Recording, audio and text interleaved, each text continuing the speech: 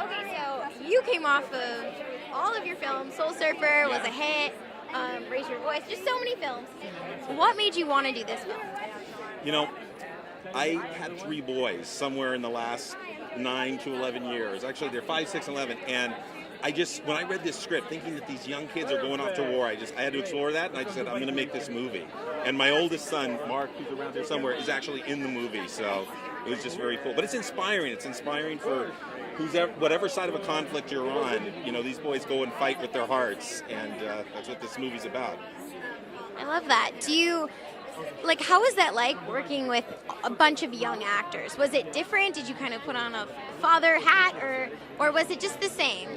Let's just say there was a lot of testosterone out on the set. I mean, we were like in full-on battle mode, but they were great, and they just bring so much. They're just great actors, and they just kept walking onto the set with new ideas. And I mean, we have cannons going off, explosions, and I said, so you got to run. Don't go buy those red X's, because those are the things that go boom. And so it was like dangerous, and they were champs, and they were great together, and just again really great actors. Is there a lot of research and preparation that goes in on it on your part, or is that more the writer?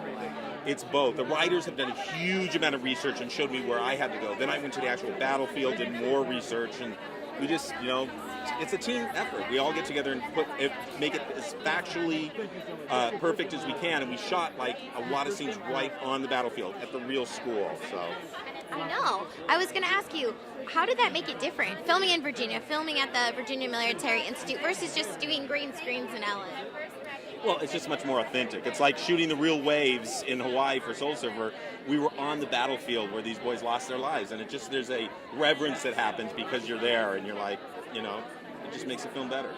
Seems like a lot of the films, you do have a heart behind it. What do you want your audience leaving with after they see the film?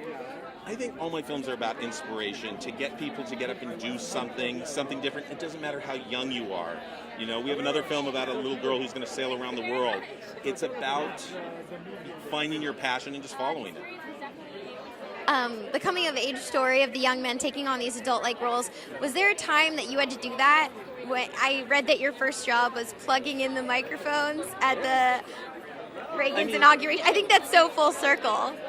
That's funny. That's in my bio, but I like the idea is that you got to start somewhere. You just start, and you start making your way. I mean, I kind of knew I wanted to be a director at a young age, and so the advice I give to young directors is just go make movies. And nowadays, I've even started editing on this thing. You can make movies on your iPhone. I mean, I'm not a salesperson, but I'm like, you can be an artist and start to tell stories with film.